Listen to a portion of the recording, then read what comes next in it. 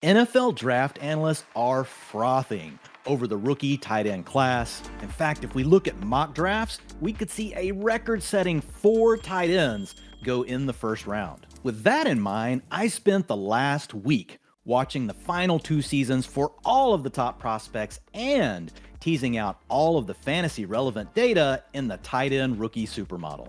The model loves some of the prospects, but there is one name that doesn't belong. Plus, one under the radar tight end that could be an absolute steal in fantasy drafts. So let's dive in and rank the top 5 rookie prospects. So the top prospect in the model and on film was none other than Dalton Kincaid out of Utah.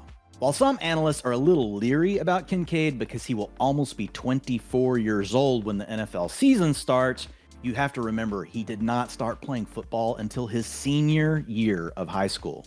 Kincaid was actually a walk-on at the University of San Diego for 2 seasons before transferring to Utah. So while Kincaid looks like a late bloomer on paper, relative to when he started playing football, he's still very young.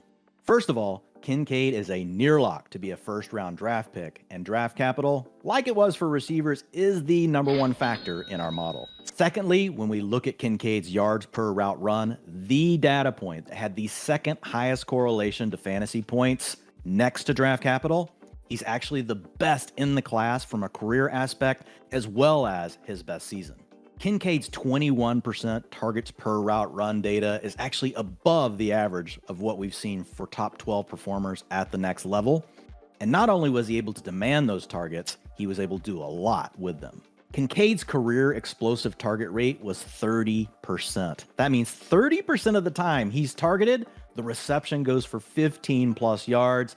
That is extremely good no matter what position you play. A major component of that explosiveness for Kincaid really came after the catch, where he was so good as a senior, forcing 16 missed tackles, whether it was making the first guy miss or just putting his shoulder down to gain the extra yardage. And the final component of that explosiveness rating is the fact that he can stretch the field. His average depth of target for his career was 10.6 yards, well above the NCAA average. This is a player that can attack all 3 levels of the field. If there is a con with Kincaid, it's the concern scouts have about his readiness to play an inline role, meaning if he doesn't land on the right team, we could see his routes limited, especially early on in his career. In summary, no tight end in this class has more fantasy upside than Dalton Kincaid. He can earn the targets, he can stretch the field vertically, and he can add value after the catch. And for those 3 reasons, Kincaid ranks in the 90th percentile in the rookie tight end supermodel. That is the second best score in our model since 2017, behind only Kyle Pitts. In fact, if we look at all of the tight ends to at least hit the 85th percentile, 3 out of 4 went on to post a top 12 season in their first 3 years. So now let's move on to our #2 prospect in the model, and that is Michael Mayer out of Notre Dame. Mayer is the all-time leader at Notre Dame for tight ends in receptions, yards, and touchdowns. Of course, to put up numbers like that, when you only stay through your junior season, you had to be really good right out of the gate, which Mayer was. As a freshman, he posted a 25% dominator rating. Like Kincaid, Mayer is one of 2 tight ends that's a near lock to go in the first round of the NFL draft. Mayer was the most consistent prospect in the class when it comes to earning targets, which we love to see. 18% as a freshman, 23% as a sophomore, and 31% as a junior. While we love Mayer's target earning ability, there's a few reasons he falls a little bit behind Kincaid in the model. First, his explosive target rate was 22%, and that's just above average. And it really ties to his average depth of target, which was only 8 yards. He's more of an underneath option than what we saw from Kincaid. And then finally, as a yards after the catch prospect, he was also slightly below average, even after adjusting for his average depth of target. So in summary with Mayer, we have a player that broke out at a very early age, still very young coming into the NFL. He earned a ton of targets, but not quite as explosive down the field or after the catch like we saw with Kincaid. Having said that, Scouts will tell you he's probably more inline ready, meaning he could earn a full-time role in year one, which makes him the safest tight end in the class. So ultimately, Mayer is our second prospect in the model to grade above the 85th percentile.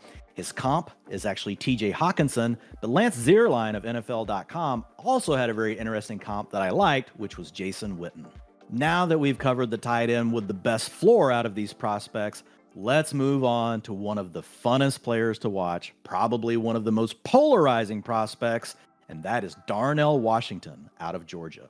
Washington was a top 25 recruit in the nation. Not top 25 at tight end, not top 25 at any position, a top 25 recruit, period.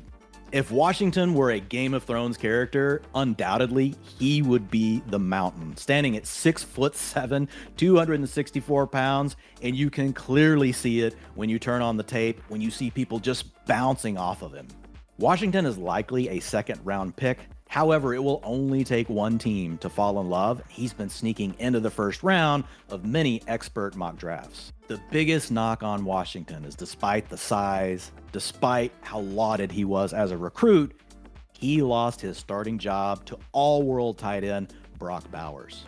And even when Washington was on the field, we can look at his targets per route run. 17% was his career high, which is well below the 20% average we've seen from future top 12 fantasy performers.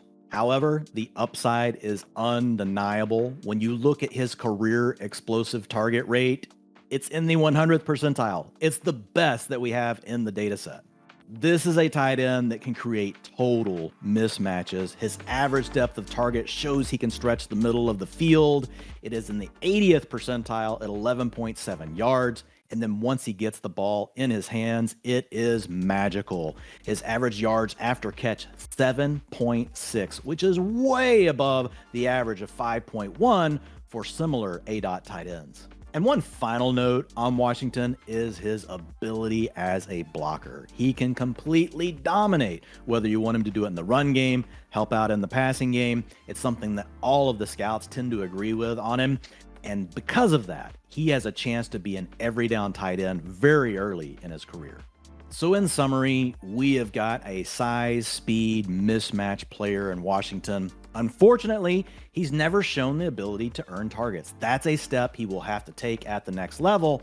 However, what he can do once the ball is in his hands and what he can do as far as stretching the defenses out, that is what gives him enormous upside if he somehow turns into a major target earner. So that brings us to our number 4 prospect, the sleeper, Sam LaPorta out of Iowa. At this point, we have to be asking ourselves, what is in the water at the University of Iowa? This is another ho-hum 3-star recruit to go on to turn into a potential first 3-round pick like George Kittle, Noah Fant, who went in the first round, and TJ Hawkinson, also another first rounder. Listen, early in the draft process, LaPorta was really an afterthought, but over the last few months, we've seen his expected draft capital skyrocket from like the 5th round to now a potential 2nd or 3rd round pick. And when you dive into the data, you can see why. This is a guy that had a 25% targets per route run over his career. He had 23% as a freshman. So he has shown consistently to be able to demand targets. On the flip side with LaPorta, he wasn't quite as strong when we talk about his explosive target rate. It was 17%, which comes in at the 32nd percentile. He was more of an underneath type of target with an average depth of target of 8 yards. One thing to keep in mind with LaPorta, though, is he played with terrible quarterbacks. Once adjusting for average depth of target, they actually ranked 5 percentage points below the NCAA average over his final 2 seasons. And when you pair that with the fact that his relative athletic score was actually in the top 56 tight ends since 1987, with a comp to none other than George Kittle, there is optimism that he may actually have more in the tank when it comes to efficiency.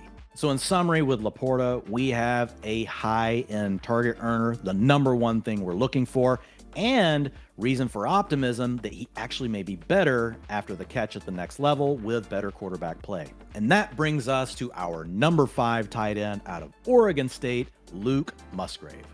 I gotta be honest with you guys, I don't see it with Musgrave. Neither did the model, This is a 3-star recruit that never really earned targets, wasn't great after the catch, yet we're calling him a first-round pick potentially in a loaded class of tight ends? Musgrave does have the size and speed combination that NFL teams covet. It's 6'6", 253 pounds with a 4.61 40-yard dash. Unfortunately, we didn't see that size and speed translate to the field. His explosive target rate over his career was only 20%. That's at the 43rd percentile since 2017. And his yards after the catch, 3.8, well below the 5.1 average after adjusting for his average depth of target. Now, on a positive note, Musgrave was able to demand looks downfield when he was earning targets. He had an 88th percentile career aDOT of 12.5 yards. So in a summary with Musgrave, this is a major projection for someone that could go in the first round of the draft. Obviously, that draft capital will push him up in the model, but really the only thing we've seen him do is be able to stretch the seam. Can he become a more complete player? That is all still to be determined.